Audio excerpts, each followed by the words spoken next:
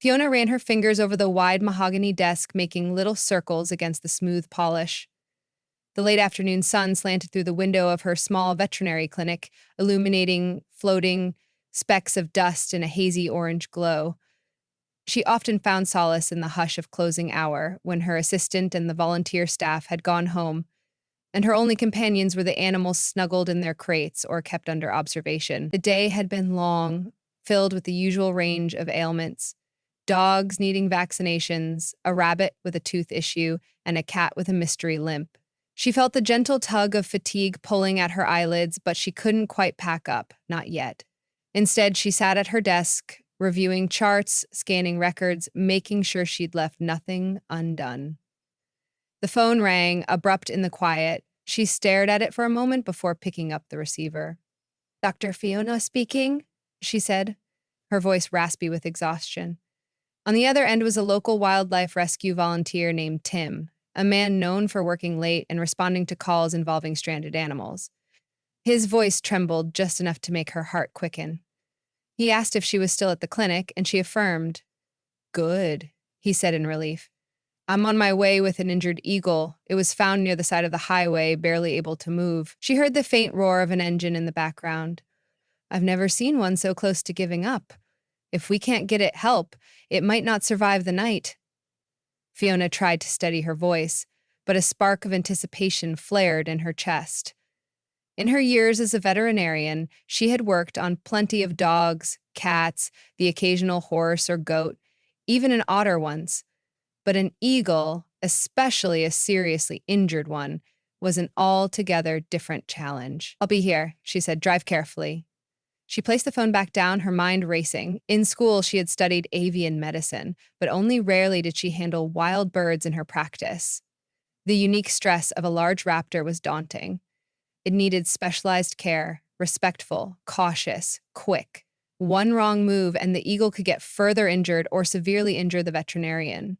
Despite the tension, Fiona felt a trembling sense of excitement take hold. She rose from her seat and hurried to prepare. 40 minutes later, the rumble of Tim's truck rattled the clinic's front window. Fiona slipped on a pair of gloves and met him at the entrance. Tim cradled a large cardboard enclosure with air holes cut into the top. The box shifted suddenly, and Tim winced. "She's still got spirit, that's for sure," he said, pushing through the clinic lobby. Fiona guided him to her exam room, and they gently opened the top. Looking down, her breath caught in her chest. The eagle was far larger than she'd expected. Even with its wing twisted in an unnatural position and feathers coated in dust and dried blood, it exuded fierce power. Its sharp golden eyes flicked from Tim to Fiona, flaring with both terror and resistance. Fiona waved Tim back, positioning herself closer to the bird. This was a precarious moment. If the eagle panicked, it could thrash, injuring itself further or slashing at them with talons that could easily tear through flesh. She reached in with slow, deliberate motions, speaking in soothing tones. "Easy, easy now," she whispered, keeping eye contact minimal, trying not to appear threatening. She felt the tremor of the bird's muscles beneath her fingertips, wound tight like a coiled spring. At any second, it could lunge or snap. Still, something about the sharp defiance in its eyes reminded Fiona of her own struggles, the battles she fought in her personal life, anxiety about her abilities, doubts about her future. Yet this eagle, even near death, refused to yield. Determination glimmered in its eyes. With Tim's help, Fiona slowly coaxed the eagle out of the box. She kept a protective blanket over the bird's face to reduce visual stimulation, then inspected the damaged wing. "It's fractured," she said, swallowing hard. "We'll need x-rays to see the extent of the break." Carefully, she guided the eagle to the table, feeling the unstoppable pounding of her own heart as she arranged the bird in position. 1,000 worries crowded her mind. What if the break was too severe to allow flight again? Euthanasia might be considered if the eagle's suffering outweighed its chances. That question haunted her, but she pushed it aside. First things first, an x-ray to confirm the scope of the injury. After sedation and a round of careful imaging, the x-rays confirmed a nasty fracture in one of the major wing bones, though not the worst-case scenario. The bone fragments were not entirely shattered, but the break was complex. requiring precise alignment and fixation to heal properly. Fiona felt a sliver of relief. There was hope, albeit guarded. She decided to undertake a complicated procedure in partnership with a local avian specialist who had once been her mentor. Patricia, that mentor, arrived the following morning, setting up in Fiona's small surgical suite. They worked side by side, carefully placing pins and using external fixators to stabilize the wing. Beads of sweat dotted Fiona's forehead as she concentrated on every movement. The eagle's life and its potential to ever fly again hinged on the accuracy of their work. All the while, Fiona couldn't shake a sense of reverence. She marveled at the size and structure of the eagle's bones and the lethal curve of its beak. Even sedated, the bird radiated an imposing presence. Patricia stitched the torn muscles while Fiona handled the fixation.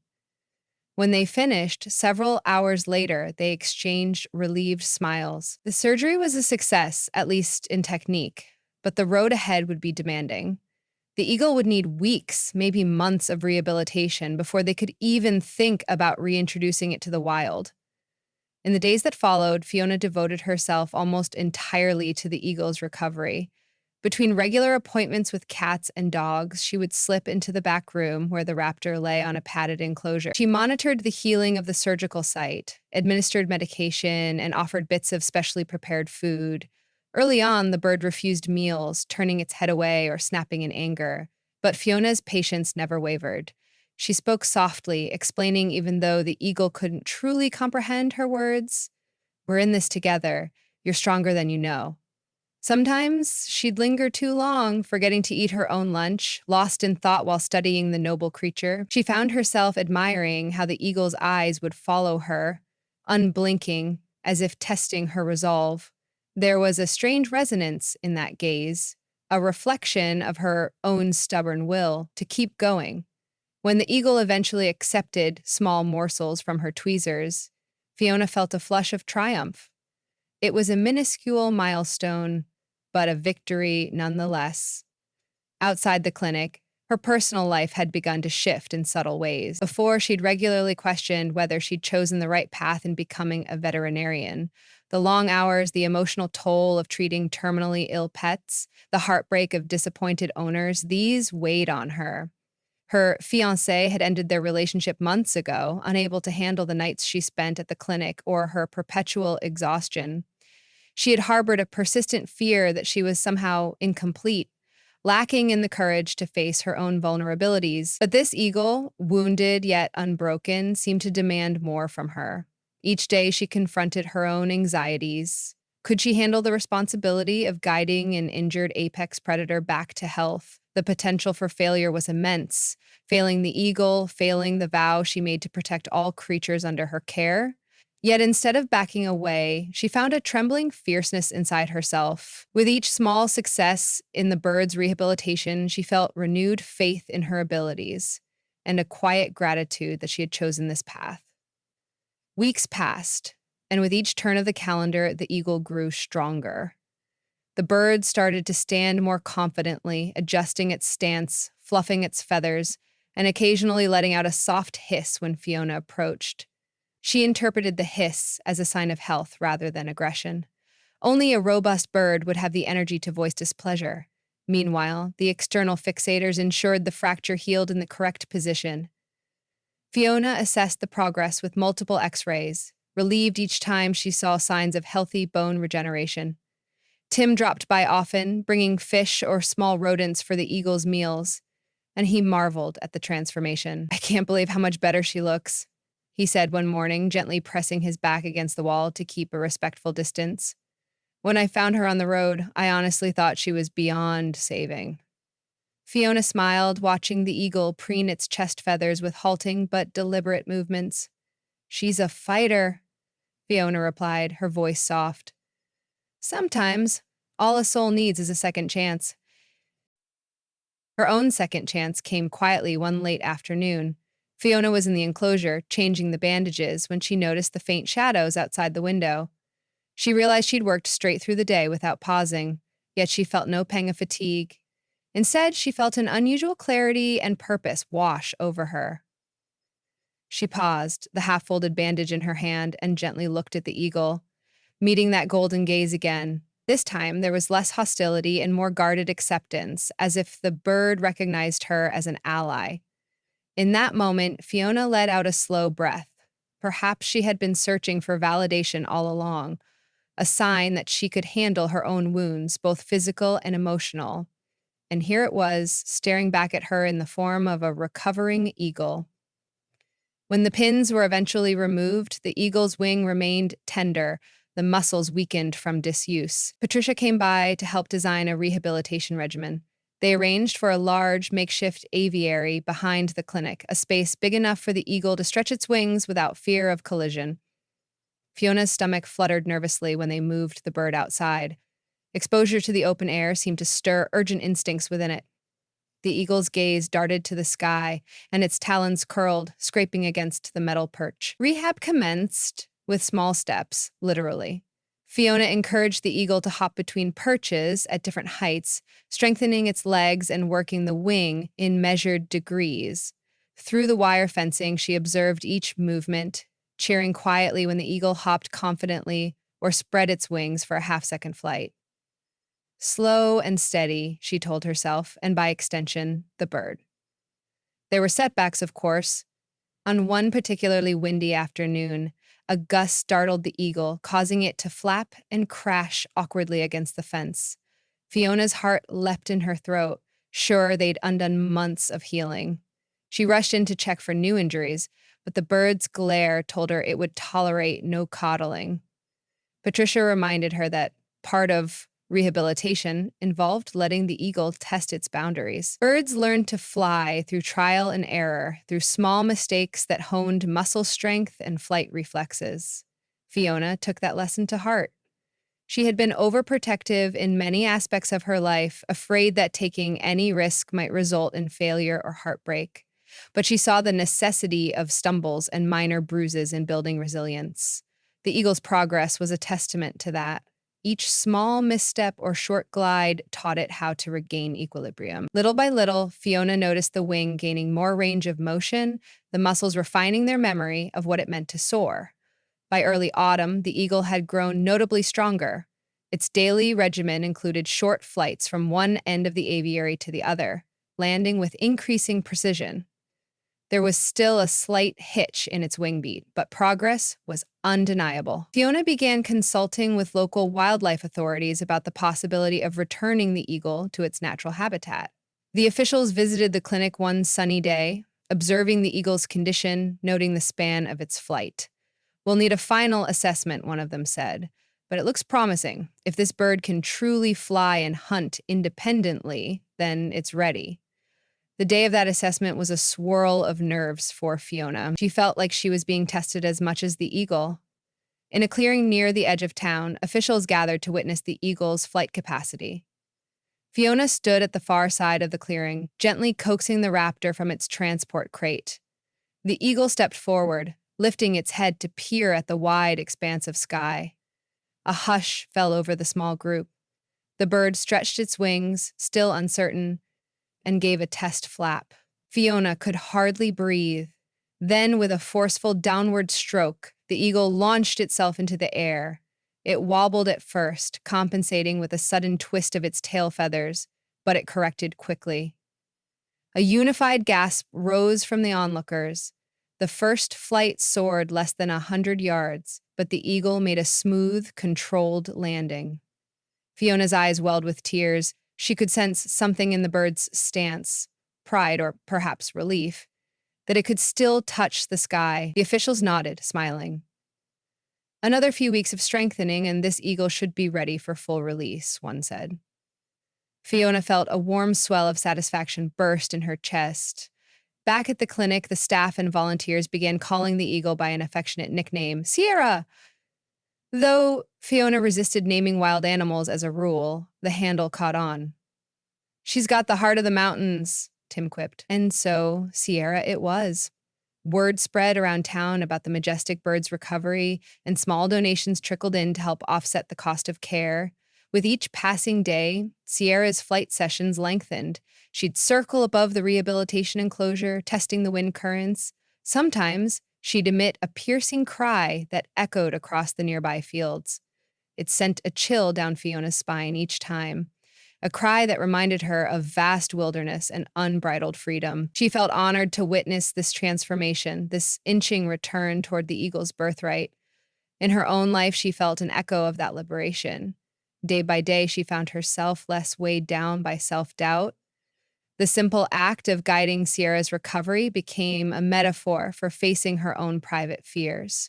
She discovered that courage wasn't the absence of fear, but the choice to stand firm despite it. On the morning of the scheduled release, Fiona woke before sunrise. She found herself unable to sleep, a mix of excitement and dread coursing through her veins. Today was the culmination of everything. The weeks of care, the nights of worry, the fragile surgeries, and the cautious rehabilitation.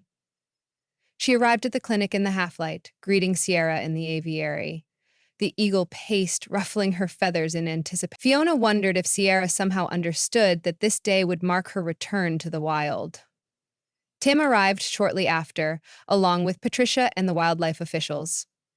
A small crowd had gathered, local nature enthusiasts, a few curious townspeople, and even Fiona's former fiancé, who had heard about the release and had come to show support.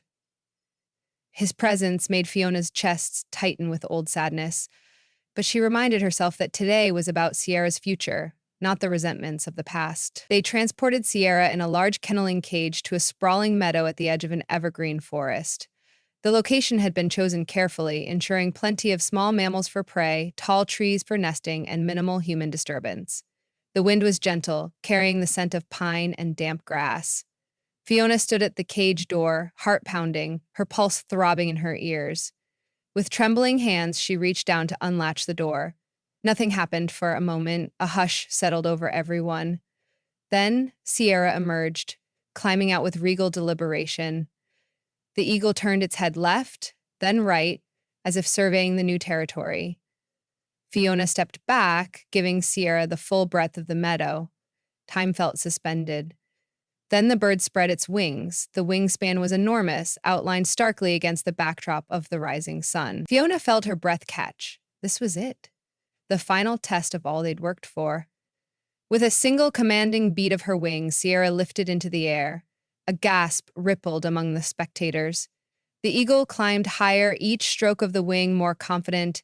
Fiona could see that slight hitch from the injury, but it didn't impede Sierra from gaining altitude. Soon, the eagle was gliding in wide arcs overhead. Tim whistled in appreciation, and Patricia brushed away tears. The wildlife officials murmured their approval. Fiona felt a profound sense of release. The eagle let out a cry that seemed to slice through the crisp morning air, echoing against the mountains in the distance. As Fiona tilted her head back, she saw the silhouette of independence and strength high above her. Sierra circled once more, then soared beyond the tree line, disappearing into the horizon. Silence lingered after Sierra vanished from view, as though the meadow itself was processing what had just happened. Finally, a wave of applause broke out among the gathered crowd. Tim turned to Fiona, wrapping her in a wordless hug. Her eyes brimmed with tears, tears of joy, exhaustion, and a deeply felt gratitude for the privilege of helping that magnificent creature. Patricia squeezed Fiona's shoulder. "You did it," she whispered. "You did it together." Fiona felt a glowing sense of accomplishment, but it was interwoven with something else, hope for her own future. She had proven to herself that she could undertake something daunting and see it through. She had faced her own insecurities head on and found a reservoir of courage she had almost forgotten she had. There in that meadow, surrounded by the hush of nature and the murmurs of a few well-wishers, she felt something essential shift inside her, an absolution of self-doubt. She took a step away from Tim and the others, turning her gaze to the sky. Though Sierra was already gone, Fiona imagined the eagle gliding on unseen currents, scanning the terrain for potential prey, reveling in freedom that was rightfully hers. The eagle's flight palette, once limited by a shattered wing, was now a boundless sky. Fiona felt overcome by the simple truth that everyone, even the most broken deserves a chance to heal and soar again. In the following days, Fiona returned to her usual routine at the clinic, seeing pets and spending her evenings catching up on paperwork. But she felt changed. The memory of Sierra's release filled her with renewed inspiration. Sometimes, after a hard day, she would step outside and look to the horizon. She knew that somewhere out there, an eagle with a once broken wing was forging a life in the wild, guided by instinct, yet forever bearing the mark of a battle fought and won. Tim occasionally reported sightings of a lone eagle in the area. They had no guarantee it was Sierra, but Fiona liked to think it might be. Each time she heard those updates, she felt a stirring in her chest, warmth blossoming and echoing the wonder she experienced that first night when the injured bird arrived. She realized that the story wasn't just about saving an eagle. It was about rediscovering her own resilience, her own capacity to dare. Fiona no longer felt haunted by the fear that she was inferior or incapable. She'd worked side by side with that eagle's indomitable will, and in doing so had found her own. On a brisk evening, she stepped out of the clinic into the dimming light of dusk. High overhead, a large bird with broad wings caught her eye, floating across a wash of pink and gold sky. She couldn't be certain if it was Sierra, but something about the silhouette made her heart leap. Without conscious thought, she lifted a hand, as if in greeting. The eagle, whoever it was, banked, then soared out of view. Fiona stood there a moment longer, the chill of the autumn air brushing her cheeks. In her mind, she whispered words of thanks and a silent promise to continue honoring the fragile bond between humans and nature. With a final glance at the empty sky, she went back inside the clinic. She knew that life would continue throwing challenges in her path. Sick animals, sleepless nights, the constant vulnerability of loving creatures that may be hurt or lost. But she also knew she had the courage to face those challenges, and that made all the difference. The memory of Sierra's flight reminded her that once the wings are mended, the only thing left is to trust the wind and dare to take off, no matter how high or how far.